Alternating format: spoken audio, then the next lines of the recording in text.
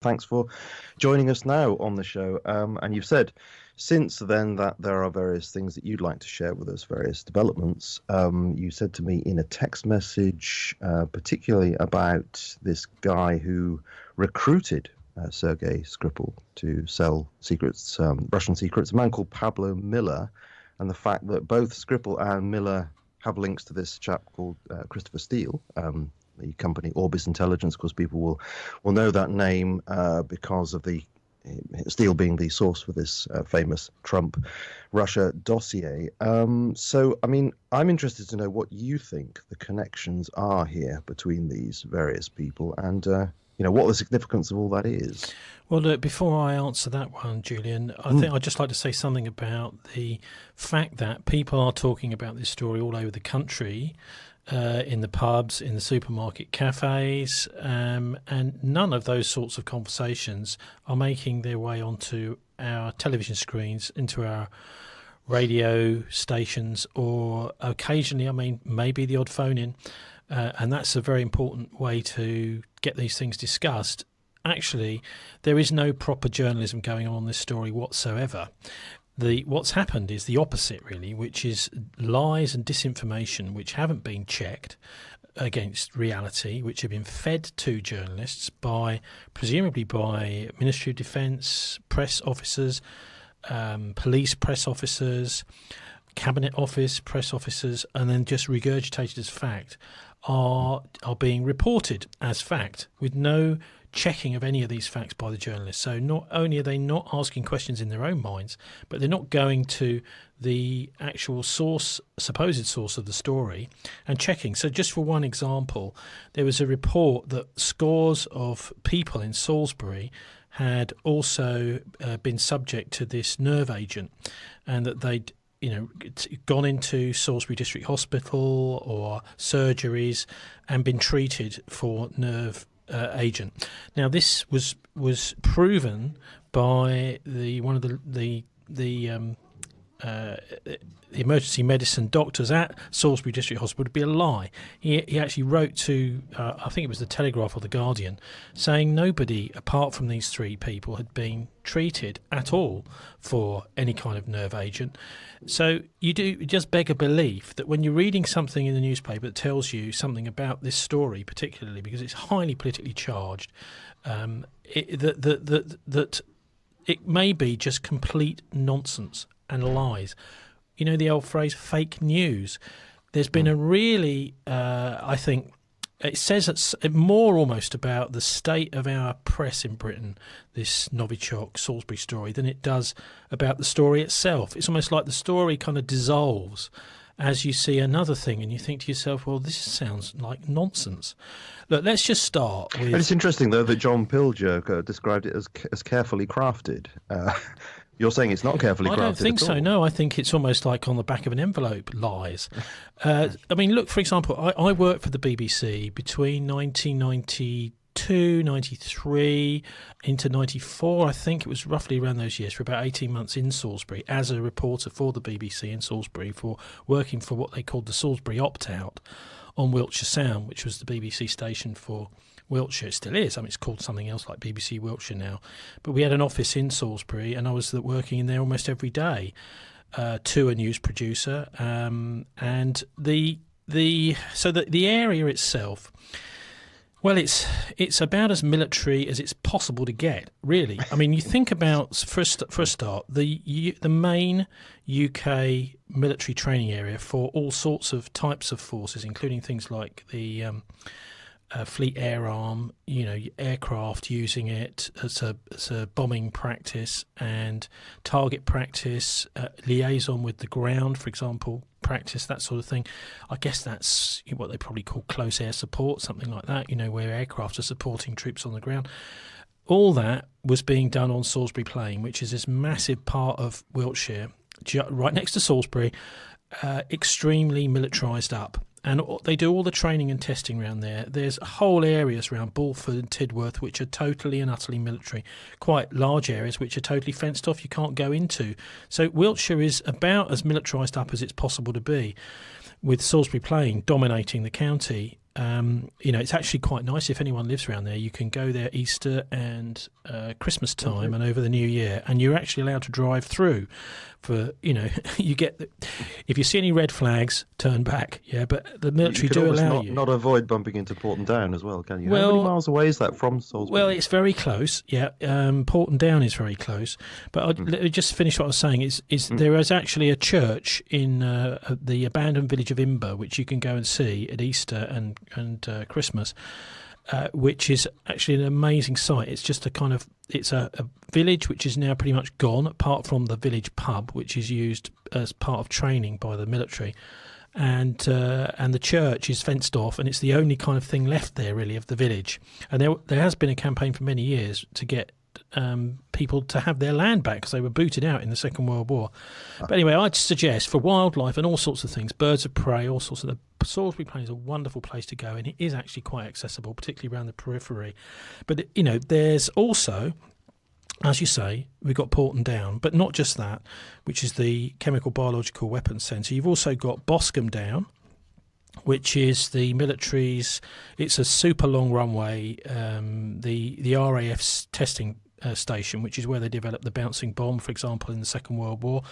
There's the Land Warfare Centre at Wilton, which is just a couple of miles west of Salisbury. And then you've got something I discovered, which I don't know if it's supposed to be public, but certainly it was well known to us. The underground nuclear weapons stores, various places dotted around there. Tony's talking about Chilmark Nuclear Weapons Store and Quarry in Wiltshire. It's with a T, but anyway, it was where the stone came from to build Salisbury Cathedral. They dug the stone out and they found a massive kind of stone quarry there under the ground, and they were using that to store nukes and various other highly toxic stuff. Anyway, Salisbury looks like a lovely little kind of touristy town with its beautiful cathedral and spire, but actually everywhere you go is military, almost everywhere. And let's not forget the history of that part of the country, because Stonehenge was seen by the ancients, the prehistoric people, as the centre of the country, the most important place, best defended military place, which is why the military, I think, are still there today. It's because it's right at the heart of the country, and if you can't defend that, then you can't defend anything. So it is very. The other thing, when you talk about Porton Down, that is very close by. It's 10 minutes drive from Salisbury. And I can remember when I was working there, they had a place they just closed it. This is in the early 90s, which was the Common Cold Research Centre. Now, there's lots of people have had problems over the years because they were doing all sorts of trying viruses out on people there. Is this going to really cause a lot of problems for you medically or not? And so there was a positive aspect to it, so we're finding out about the common cold, but there was also the link between there and Porton Down, because they were very closely linked, that and the Common Cold Research Centre. And there were lots and lots of military who were basically used as guinea pigs horrendously by giving them about £10 a week extra in the 1950s and 1960s. Many of them were on national service, so they didn't have any choices whether to be in the military. And back in 2000, there was the inquiry launched into 45 deaths. So we're talking about 45 servicemen, that's Royal Marines and Army mostly, who volunteered for Porton Down testing of various sorts, told it was all safe, all above board, blah, blah, and then died as a result. Yes. That's absolutely appalling. They tested sarin on them, didn't they? They tested all sorts of things, none of which, they still haven't said all the different things they tested on them. I've spoken personally to one guy who he was being tested in one of these kind of nuclear chemical biological suits, gas mask and everything, and they encountered some kind of substance which made all the soldiers start laughing their heads off, and they tore off the suits because they were uncontrollable giggles. And, of course, that would then expose them much more to anything that was out there. This is they were guinea pigs, Julian. Appalling way to treat people. And then in 2008, there was, I think, a paltry sum of £3 million was issued as compensation. So anyway, there was a lot of courageous people that took, and actually BBC Points West here in Bristol was quite influential in getting that, sort of into the public eye and getting the courts to take that whole business seriously. So look, at the end of the day, the question is, can you trust Porton Down? The answer is no.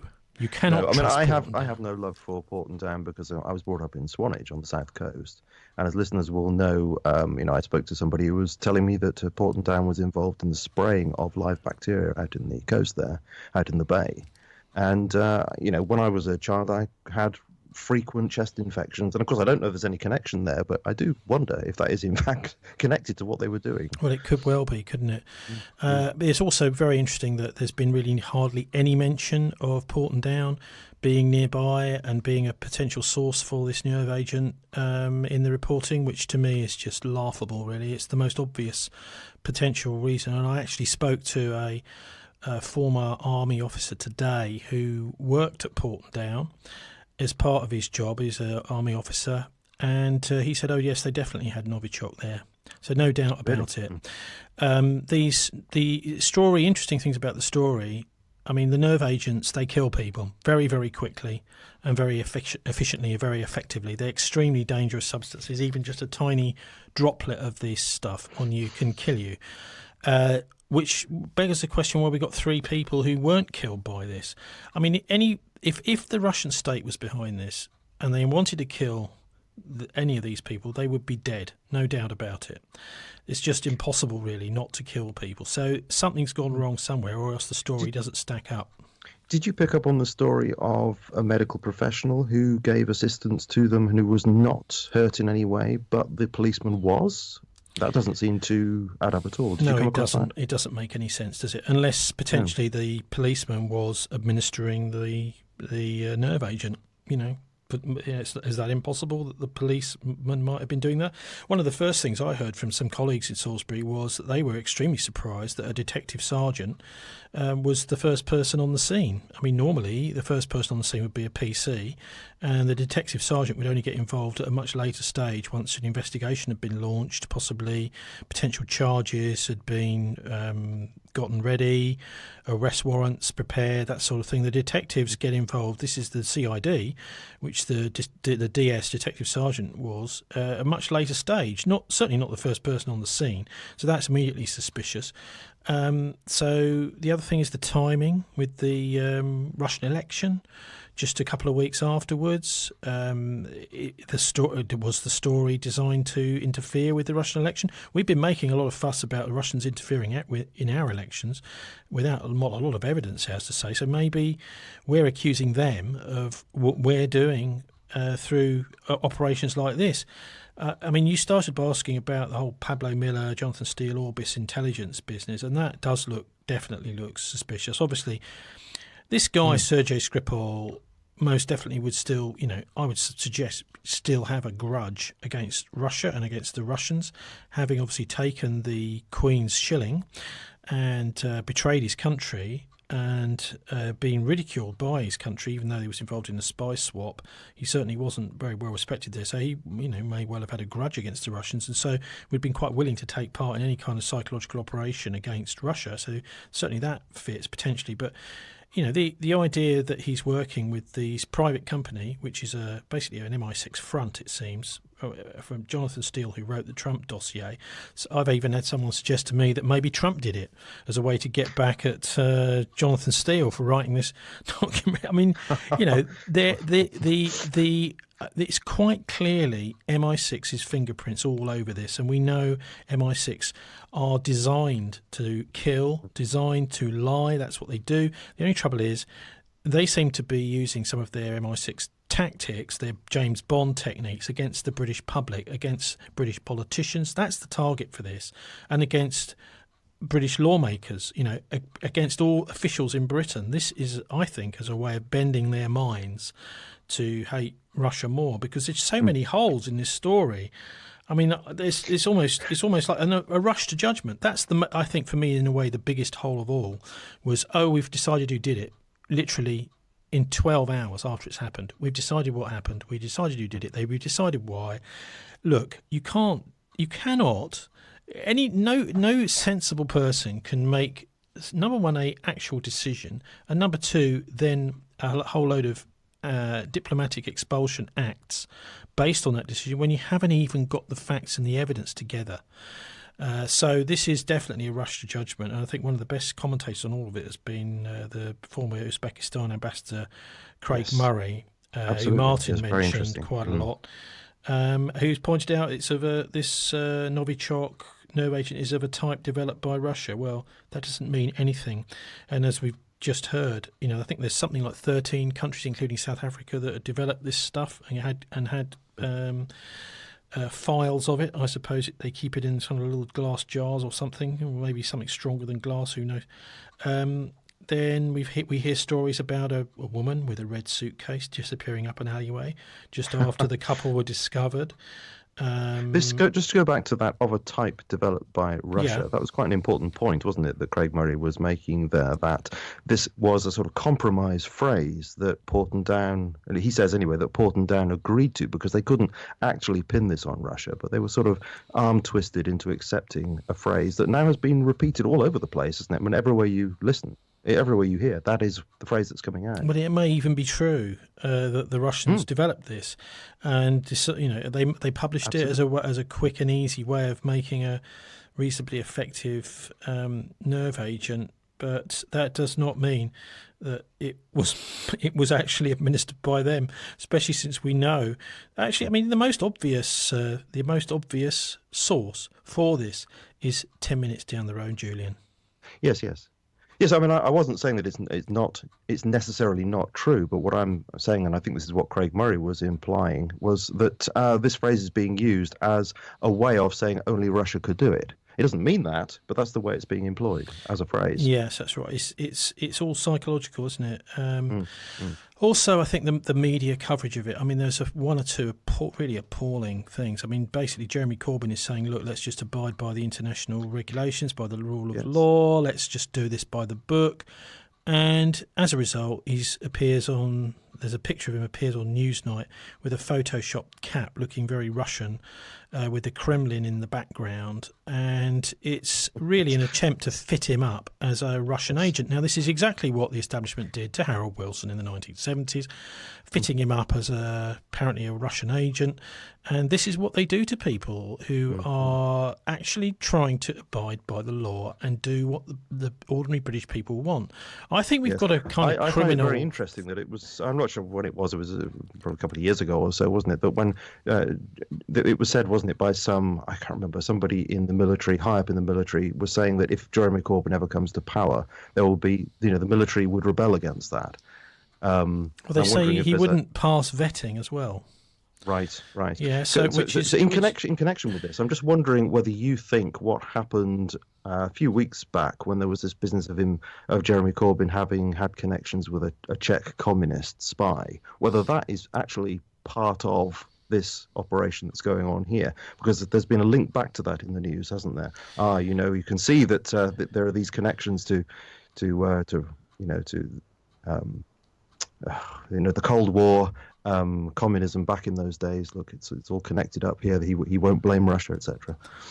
Yes, of course. I mean, I think what's going on here is we've got these military psychological warfare units in Britain. One of the most obvious one is the place that trains psychological warfare officers in Chicksands in Bedfordshire. But now we've got this thing which was announced, it was probably about 3 or 4 years ago, called Brigade 77, which I wonder whether it's actually anything to do with the 7/7 bombings, that they've called it that. Who knows? I mean, this is sort of in-joke that they like to do. But this is a psychological warfare unit. Now, I wonder whether these sorts of units are being used, and maybe it's just people who've been worked there and trained there and are now employed in the private sector, are being used to cook these sorts of stories up. I think they've realised that there's nobody in Britain who is going to stop the British military or private businesses like Bell Pottinger, for example. And it's just as an example, Bell Pottinger is it was a London-based firm which was taking money from the Pentagon to manufacture fake Al-Qaeda videos and then get them shown on the British TV. And this is the sort of thing I think we might be witnessing here, is the same kind of process where the military are funding private companies to cook up whole sort of propaganda narratives to then be fed to the British people. Because the thing is, at least they can. I mean, they can't get the Russians to broadcast this nonsense, but they can get people within Britain to do it. So as they've run out of options on foreign policy internationally, they've been blocked in Syria and Ukraine by Russia, been blocked by China elsewhere. They're thinking, well, look, we might as well use these against our own people. At least we can, bamboozle them into, coming up with kind of foreign policy results we want. Look, one really other important part of this, which is, hang on, just let me finish this, because there's one really. I just wanted, before you go on to the next thing about it, are you actually suggesting here that the whole Skripal affair is, it's kind of made up? Well, it could be a drama. It could be a drama we're watching here. I haven't seen any evidence of these. I mean, when we had Alexander Litvinenko in hospital, we kept having photographs of him on the front page of the papers every day. When he was poisoned, incidentally, that was all to do with Boris Berezovsky in Russia too. And I think Litvinenko was poisoned because he was starting to realise that there was a much bigger game going on. He wrote a book, Blowing Up Russia, about Berezovsky and Putin getting together to blow up housing blocks, basically housing estates in Moscow, in order to blame it on the Chechens and get the Chechen war started. Well, what happened was, because Putin, when his role in I think he was in St. Petersburg at the time, or was he deputy? I think he was acting prime minister. Berezovsky decided that Putin was, kind of wrapped up in this, and therefore, if he ever needed to get rid of Putin, he could just threaten him with saying, look, I'm going to expose your role in these bombings. He thought that Putin would be his little puppet as a prime minister and then as a president. Anyway, so then he became president after Yeltsin, and Putin basically turned the tables on him by going to the chief prosecutor's office and saying, look, there's some old charges we've got on Berezovsky to do with the privatisation of Aeroflot. And that's the guy that's just died in London. He was the finance manager for Aeroflot. And so what happened there was the Aeroflot case was reinstituted by Putin, and that meant that Berezovsky had to go in and testify. He had two Swiss companies that had been involved in that, basically asset stripping Aeroflot and taking all the money. This is how people like Berezovsky made all their money, these oligarchs, by just asset stripping the whole country like they've done here in the West. So, cut a long story short, Berezovsky was phoned by Putin, and he said, look, just to let you know, because you're a mate, I'll let you know this, that in 24 hours the police are going to come and arrest you and charge you with some of these charges over this Aeroflot business and various other things where you've stolen government money or government assets. And so I'm just doing this as a favour to you to let you know. It's probably a good idea if you get out of the country tonight.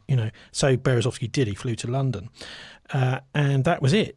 Berezovsky's then tried to use this whole business of the Moscow Ryazan bombings in 1999 to blackmail Putin, but the West doesn't want him to do that, as Martin explained. But this background, I think, is quite, is important. If you look at the way that Litvinenko story ran out, there was pictures all the time. Now, why haven't we seen pictures of these ill people in the hospital? I think we need a bit more evidence that we're being told happened actually happened. But anyway, the point I was trying to get onto was about who is behind the policy of escalating tension with Russia. Who is behind it? It doesn't seem to be in the British national interest at all, because a nuclear war with Russia would lead to the deaths of millions of British people. It would basically be the end for us. I mean, it would just be horrendous and horrific. So whose interest is it in? Well, difficult. I mean, maybe the US just sees Britain as expendable. Obviously, so long as they can still fly jet planes off of Britain and store nuclear bombs here, they don't really care what happens to the rest of the country. It doesn't matter to the American military. It's just so long as there's something hard for them to land their B-1 bombers on or launch their various missiles from and have their radar bases on, they don't care about the population running around here in the UK. So it could well be the Pentagon. The other thing, of course, is the Israelis as well are very annoyed about the way that the Russians have blocked them in the Middle East. And, of course, MI6 too are very close to both of those two. But the people who are really pushing this are called the Royal Institute for International Affairs. That's Chatham House in London, which is just close to Prince Charles's Palace, St James's Palace, just off Piccadilly. And you can wander past the place if you want, because these are the guys that have been doing all the analysis that says Russia did it, Russia did it, Russia did it, and actually leading the way. And I can tell you, when I was at the BBC in London, we were told all the time, whenever there was some sort of international crisis or whatever, ask Chatham House. The only other people we really got on, I mean, we didn't get the Foreign Office for whatever reason. I mean, I can't even think why. They would be the obvious people to call to get a spokesperson to speak on the radio. The other lot were the Royal United Services Institute, and they seem to be a bit more reasonable.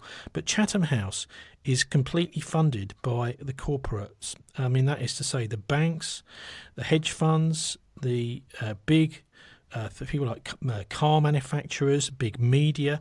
This is a private think tank that is actually now setting our foreign policy, because they're far better funded, and their policy journals, I'm not sure what the Royal Institute for International Affairs one is called. We've got an equivalent in the US, which is called the Council on Foreign Relations.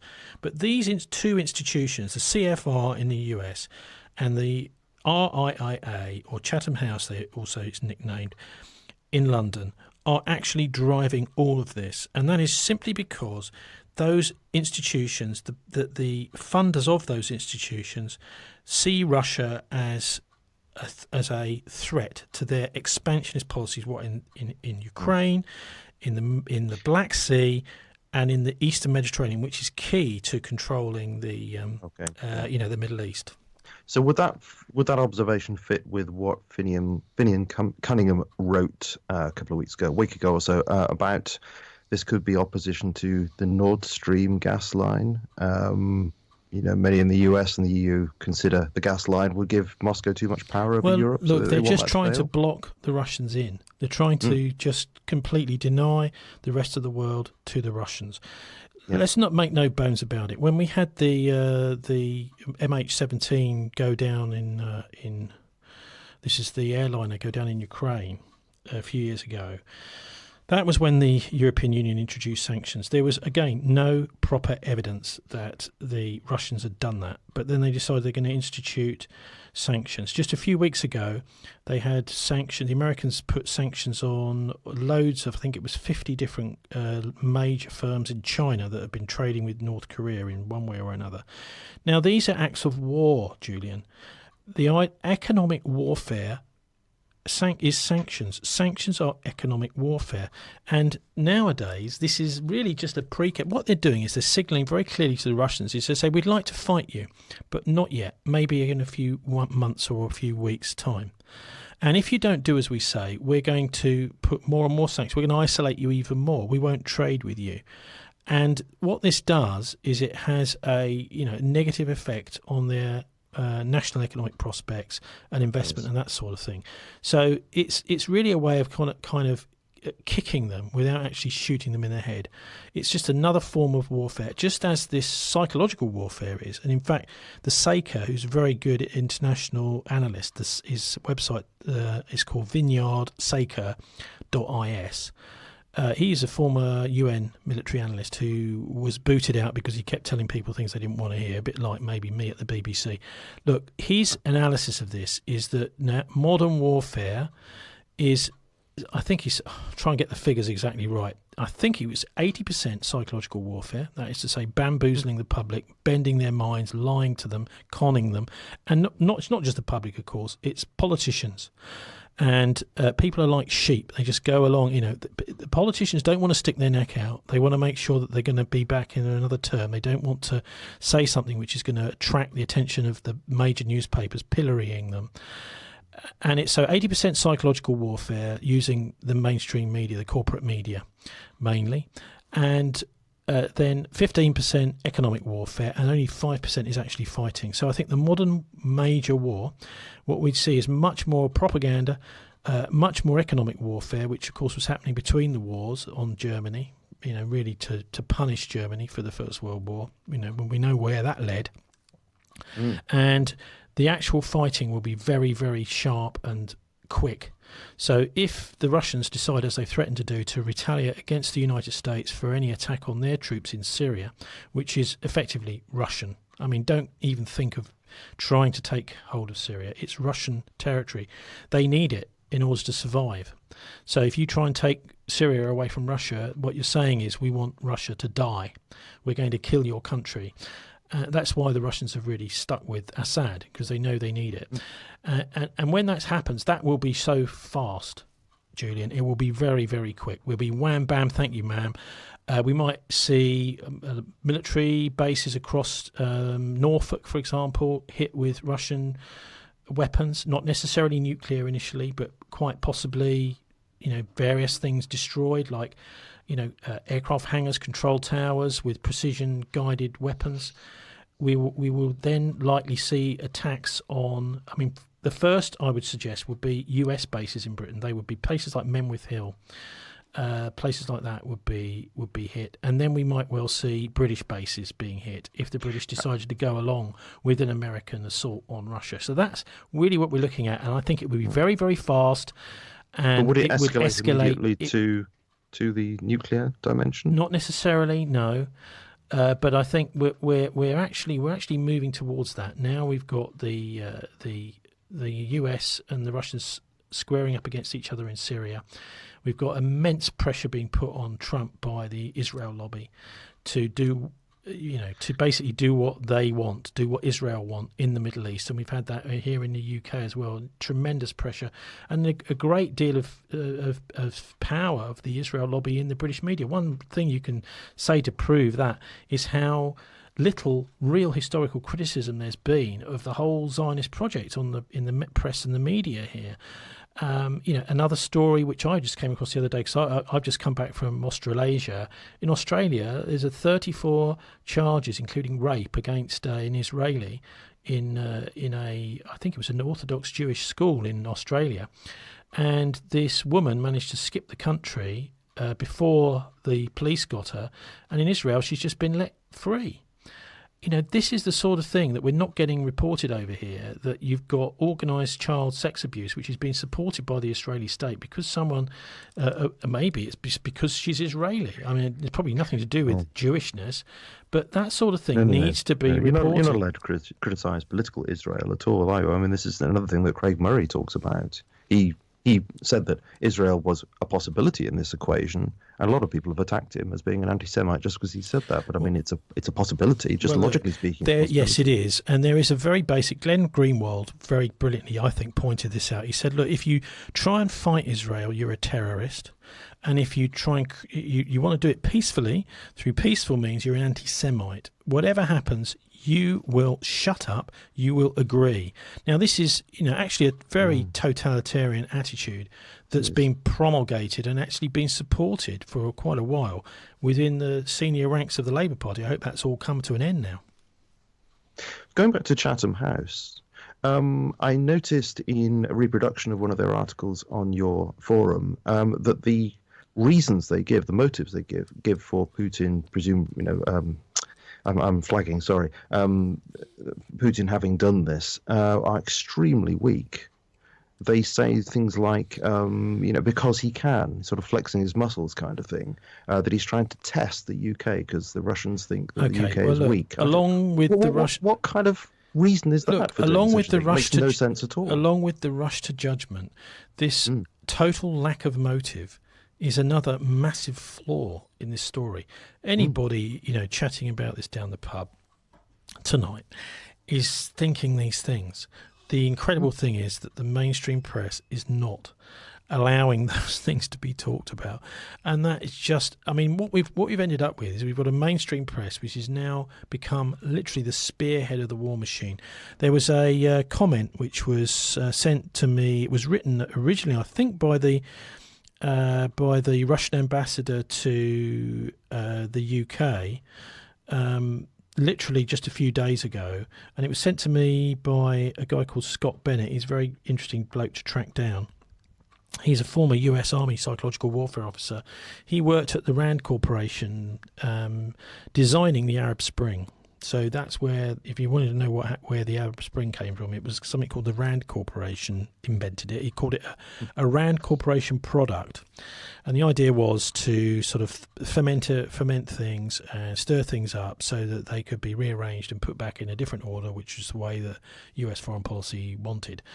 And that's, of course, what happened. So anyway, one of the things he says the Russian ambassador to the UK gave an interview to Russia Today's Anastasia Churkina about the chemical poisoning of a former Russian spy and allegations being made by PM Theresa May against Russia and Putin. So number one thing to say is all of the press and all of the British cabinet and government have done a really basic mistake. That is to conflate speculation with fact. Now, what that makes them is, guess what? They're all conspiracy theorists. Okay? Totally right. Anyway, what he says in this excellent intellectual, Vladimir Nabokov, let's call him, Russian ambassador, he says the blowback from this will be a separation of the thinking people from the mindless idiots in society, and an increase in social distrust and hostility towards politicians and media and government institutions. This is fomenting instability and the destruction of personal civil liberties through manufactured national hysteria. Essentially, he says, they've cried wolf far too many times to be given any respect by intelligent citizens. Now, to me, that just sums it up, what's going on here, is that, and it links back to Chatham House being the origin of this kind of policy move. This is big business wanting to break up society, to fragment society, destroy government. Effectively, you're talking about a kind of anarcho-capitalist, nihilistic force which sees money and the pursuit of wealth and power as the only thing they're interested in, as a way of just destroying all opposition. That is including within the government. So not only are they actually physically destroying the government by the power and the immense amount of wealth that they're accruing, whilst the government is being starved of that wealth and they're not being taxed properly. So they're actually also just smashing the morale of those involved in those kind of democratic and government institutions. So that suits the book of the big financial corporates and those who are funding Chatham House. So that's what I'm saying, is those institutions, I think, really are at the bottom of what's going on. And it's simply private power saying democracy can go hang as far as we're concerned. We're just going to do what we want. Yeah, this psychological operation angle has revealed itself to me in a number of ways during this affair. And one is with this explanation that the only plausible conclusion is that Russia did it, or that Russia lost control of its stocks and so is culpable one way or the other. They don't say it's the only possible explanation. They don't say it's the only feasible explanation. They say it's the only plausible explanation. And that makes me wonder whether, what's being said there is that there's a certain sphere of discourse, there's a certain way of thinking outside of which you're not allowed to go. There's a plausibility structure, which is that the West and its allies wouldn't ever be involved in anything like that. You're not allowed to think outside that particular just as box. Deeply insulting as it was in Nazi Germany to circulate the lies about the Jews being behind everything. It's just deeply insulting. It's totally disgusting. Look, the other thing we haven't mentioned is just how strangely similar this all is to weapons of mass destruction in Iraq. This is all, and that was proved to be total rubbish.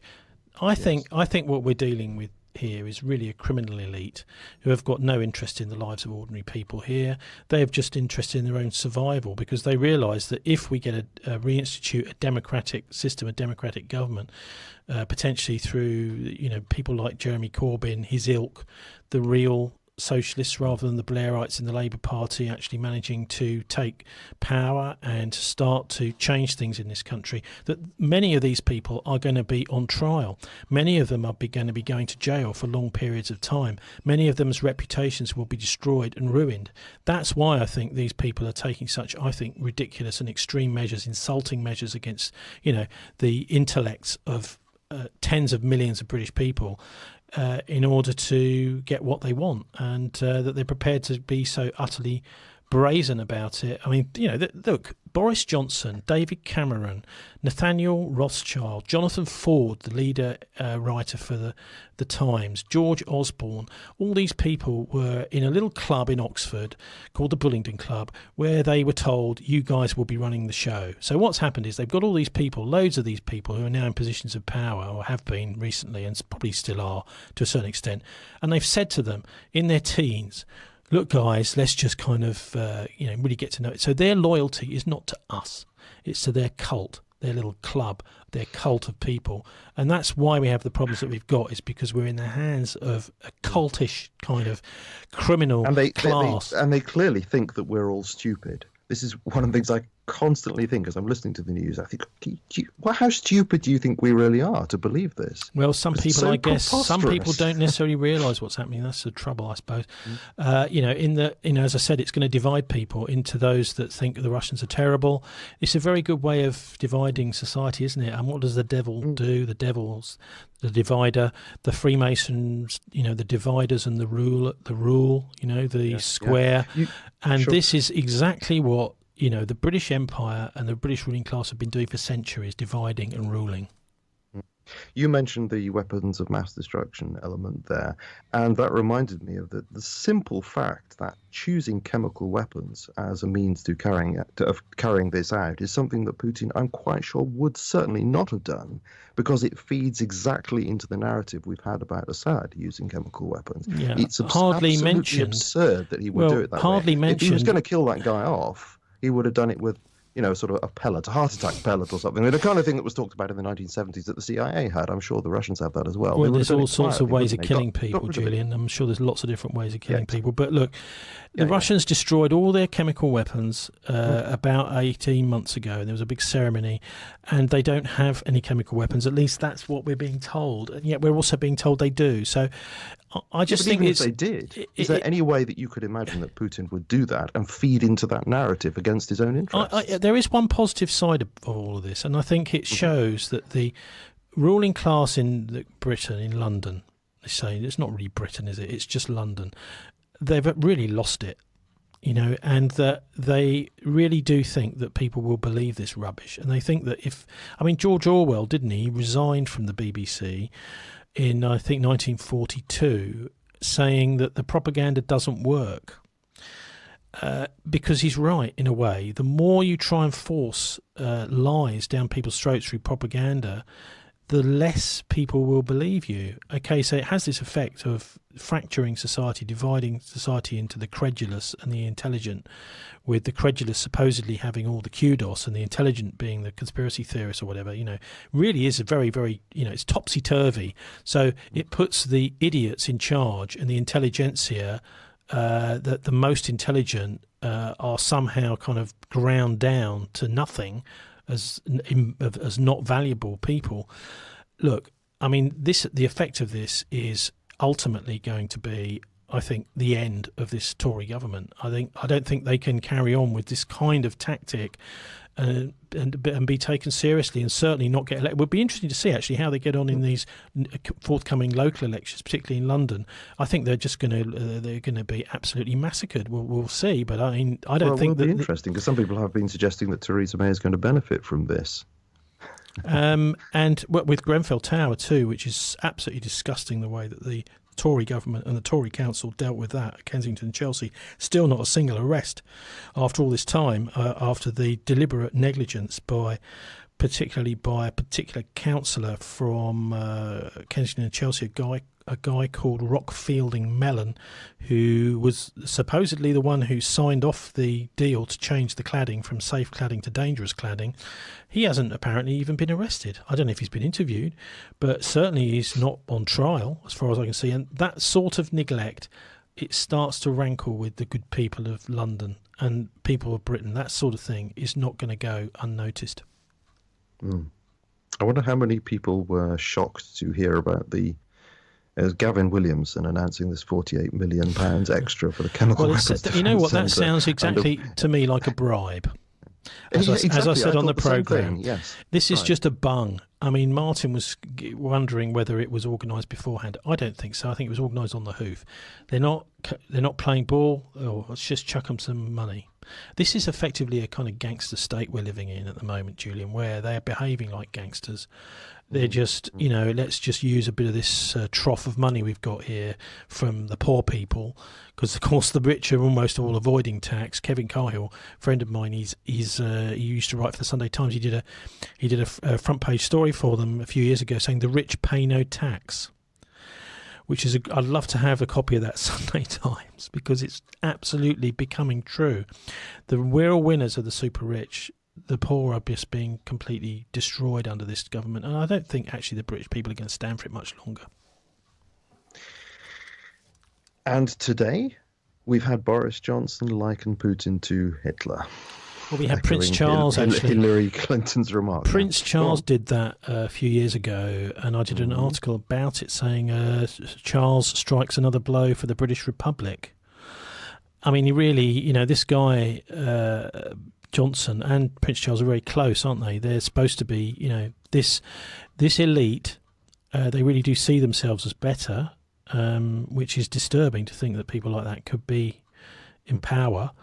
I think hopefully, I mean, their days are numbered. This lot. I think we're going to see, particularly with the rise of Prince William and Harry, and the possible bypassing of Prince Charles, because he wouldn't be a popular head of state. He's just said so many ridiculous things. He's just, obviously he's been involved in many people believe, the assassination of his own wife, and he's, for example, cheating when it comes to the climate talks, where he's invented some kind of way of trading, which he's making loads of money out of, trading climate points.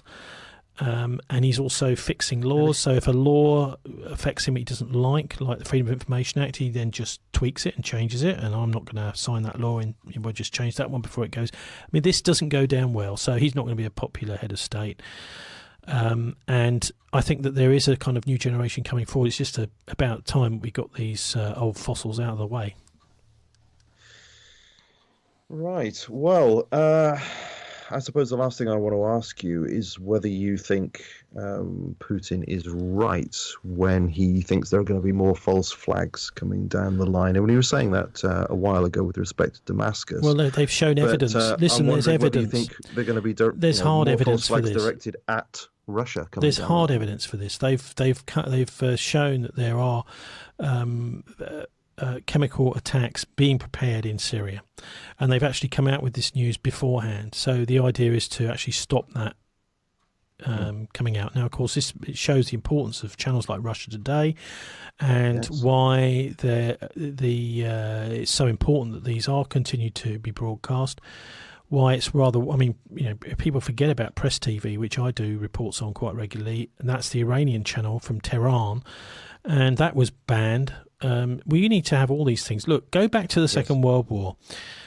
Before you say that, I agree with you. I mean, each of these channels has its own propagandistic angle, but I think it's important to have that variety to look at. So of course. Look, Al Jazeera, for example. I think a lot of people are, that doesn't come into the conversation. Think, oh well, of course it's Russian propaganda. Well, yeah, of course it is, but BBC is British propaganda. It's far worse, actually. I mean, okay, so I criticise Putin on Russia Today. And I found that when the YouTube clip went up, that bit had been cut out of the YouTube. That sort of thing happens. That's just kind of normal, really, with a state broadcaster. If I was to have a pop at the Queen, you might find on the BBC that when that went up on YouTube, that might be... Anyway, that's the point really here. Exactly. The point here being that all of these... I mean, the BBC actually used to be much more balanced up until 1987 and the sacking of Alistair Milne, whose son is now the Director of Communications for Jeremy Corbyn. And he was sacked by Thatcher and by Victor Rothschild, effectively by the city. Victor Rothschild, in Peter Wright's book, Spycatcher, he makes it clear Rothschild was selecting the new Director General of MI5 and MI6. That's a fantastic... I mean, it was one of those things that happened in the 1980s, and I kind of didn't read it at the time, but I read it in about around the late 90s. Fascinating insight. But when it comes to press around the world, go back to the Second World War. all the way through that, Radio Luxembourg was blasting out Lord Haw Haw and his. He was a very British lord, and he was broadcasting all this kind of ridicule of the British establishment from the point of view of Nazi Germany as a Nazi propaganda station. And so there was Churchill and his bods were scratching their heads in London, saying, "Well, we could jam this, sir," you know. And the attitude was no. We want everyone to hear it, and if we jam it, people will wonder what they're saying. And we want everyone in Britain to have this was a sophisticated approach, and it's a confident approach, which was taken in the Second World War. What they did is they had shows on the BBC which were ridiculing Lord Haw Haw, and they had actual genuine criticism of it. So they reacted to it, but they reacted in a very mature and sensible way. So people could listen to Lord Haw Haw if they wanted to, but then, they knew that they were being fed Russian... Whoops. They were being fed Nazi propaganda. Now the opposite is true. It's like we are the Nazis. We are trying to feed propaganda around the world, and we're not prepared to listen to points of view of other countries. Now that inevitably is going to lead to war unless we have some really serious political change in this country. Absolutely. Well, thanks very much, Tony, for spending all this time and just coming out with this avalanche of information, which you said you were going to do. Well, I did. And also, just one other little thing. It's great I'd just like to add... I'm going to actually leave in, but you know what I mean? I shall... I just wanted to add one little tiny thing at the end, and that is some research I did over Christmas, which I found absolutely fascinating. About the English Civil War, because it's a period which has fascinated me for a long time, and I looked into the killing of Charles I. Now, Cromwell's not a popular man in Ireland, and many would say that he was deliberately instigating the Civil War as it was a kind of clash of classes. It wasn't a revolution, as some people try and pretend it was. It was the triumph of the merchant class over the feudal class. And the feudal landowning classes were fairly, relatively speaking, benevolent. I mean, they were pretty awful, but they had to live with the people that lived on their land, and there was a whole different system, a way of doing things. The king represented the feudal classes. The merchants were making money from trade and were avaricious. They controlled cities, city-states, that sort of thing, but they didn't control the whole country, and they wanted to control Britain. And the reason was because Charles I had instituted taxes on them for enclosing the land, for evicting poor people from their land in enclosures and that sort of thing. So he was fining the big merchants for kicking people off the land. I mean, that was a process that led to mass Britain being the first country that had mass urbanisation, because so many people had been evicted. They had to go to the cities. It led to the Industrial Revolution because there was this mass supply of cheap labour. People were desperate for food in the cities and had to work for their food and accommodation.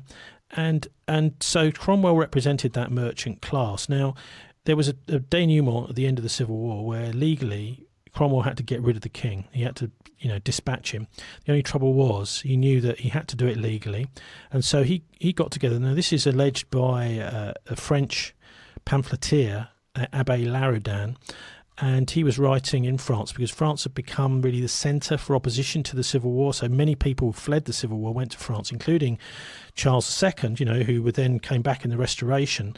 And this pamphlet explains that Cromwell formed the first open Masonic lodge in Britain in 1648 with the express purpose of killing the king, because he knew that if the king was to fail to get an indictment against the king, a death warrant, then what would happen was the establishment may turn on him, and it might be him that got the chop.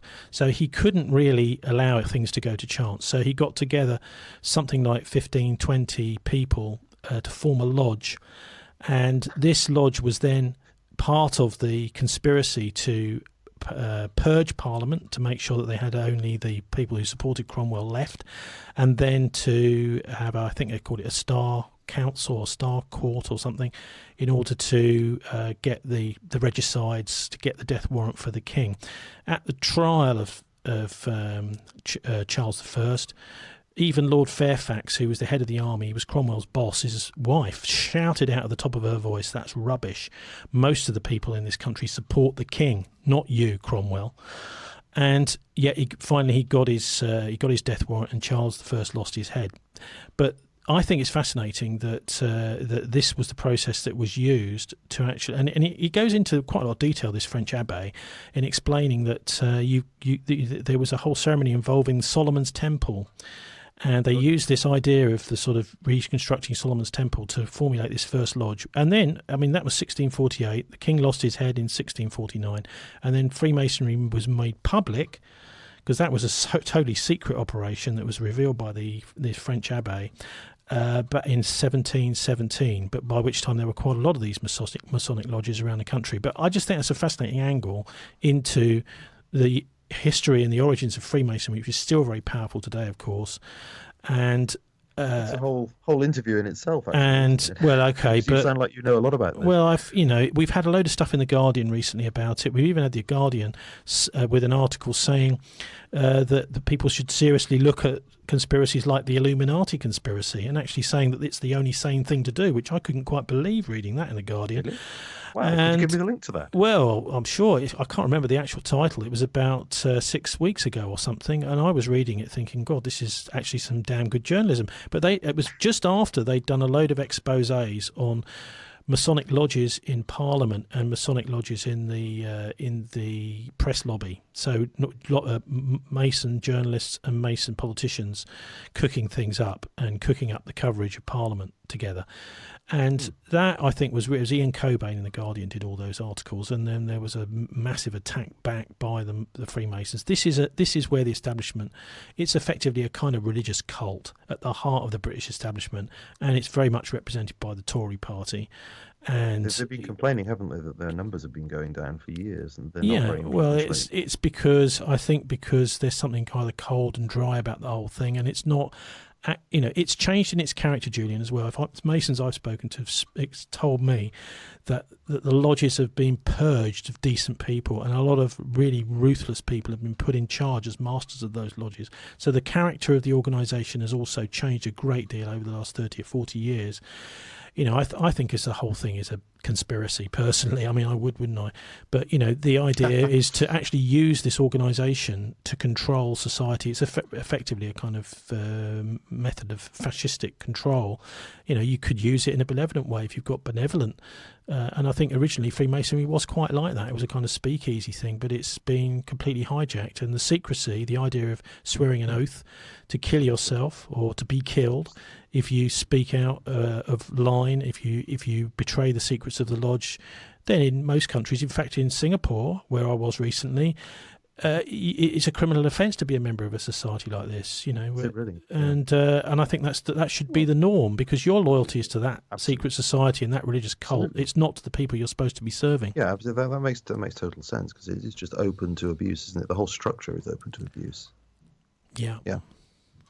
Before you go, I just want to ask you if you know much about Gavin Williamson, because I find him the most implausible person, and he's just such a yes man all the time. It's incredible. He seems, should we just say, shallow.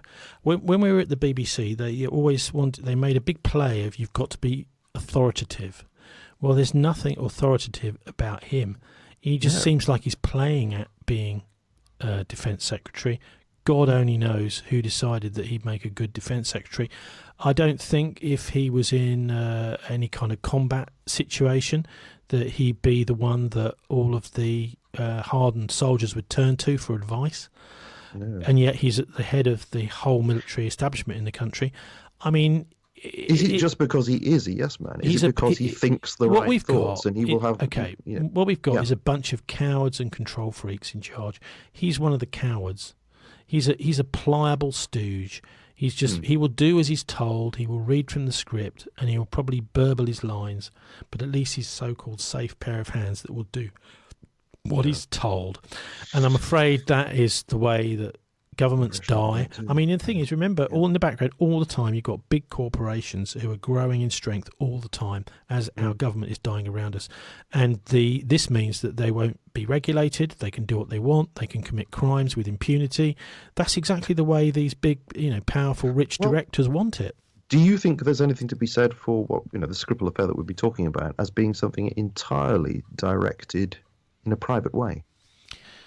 I think so, potentially. I mean, it's got to have some major parts of the Ministry of Defence, of the interesting, so the way that the Wiltshire police have been totally sidelined. I think it was, I can't remember the guy's name. He was a really good chief constable, Mike Veal, I think. The Wiltshire Chief Constable, who spoke out about Ted Heath back at the end of last year, saying, yes, he definitely was a child molester. I've seen however many scores of witnesses and spoken to them and seen the statements and everything. He was definitely a child abuser, and then he got pilloried in the London press for saying that. And then the Daily Mail wrote an article which was supportive of him. He's now been transferred out of Wiltshire up to Cleveland, I think, and some pliable stooge put in his place. Now, I can imagine Mike Veal, if the anti-terrorist police had been brought in immediately to saying, clear out Wiltshire police, we're taking over, Mike Veal would have been the sort of guy who would be going on the Channel 4 News saying, look, I'm not having this. My officers are going to investigate this case, not these jumped up crooks from Scotland Yard, which the anti-terrorist police are. I mean, they've been involved in so many of the... I mean, basically, they're like MI5. They're virtually MI5. They're halfway between the Met and MI5. They are very, very close to them. And we know that they have been involved in all sorts of, criminal activities with previous terror attacks. So we're talking about people who have been reported to them and have then gone on to get hold of guns, ammunition, murder people in the street. This kind of anti-terror corps in London is responsible for the terror, just as the FBI in the US is responsible for so much of the terror there. They are actually instituting this. They're not investigating it, they're instituting it. And I would put the anti-terrorist police that are now down in Salisbury in parallel with the same FBI who were supposedly investigating the Boston bombers, for example, and then one of the guys who was a suspect was delivered to the FBI. And he was shown to be delivered to them naked with his hands tied behind his back, and yet later he was found shot dead. Now, don't tell me that there was a fight and a struggle. He was shot by the FBI. The FBI and MI5 are the greatest threat to national security right now and must be thoroughly investigated and certainly not to be trusted. I think Mike Veal's the sort of chief constable in Wiltshire who would have taken them to task over some of these matters and said, actually, that's my jurisdiction. Get off my patch. All right. Thank you again, Tony. You're welcome.